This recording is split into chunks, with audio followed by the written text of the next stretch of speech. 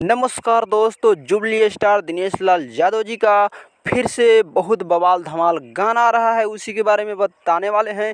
तो अगर आप चैनल पर नए हो तो वीडियो को दिल से लाइक करके चैनल को सब्सक्राइब करें। तो सबसे पहले बात करते हैं न्यू गाना के बारे में। दिनेश लाल यादव और अमरपाली दुबे एकदम बवाल और ख़तरनाक गाना होने वाला है, जो कि गाना के नाम है पजरवा सटाना।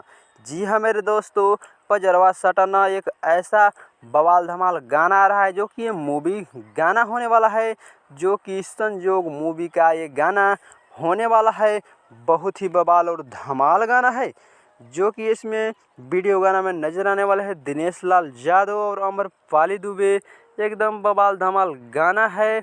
मरून करल सड़िया कैसे बवाल धमाल मचाया, अब की बार ये वाला गाना बवाल धमाल मचाने वाला है। तो अगर आप इस गाना को देखना चाहते हैं तो आज 7 बजे सुबह ये गाना रिलीज होने वाला है, जो कि गाना आ रहा है कैप्टन वाच म्यूजिक भोजपुरी के यूट्यूब चैनल से ये गाना आ रहा है। तो जाकर के देखिएगा, बवाल धमाल गाना है।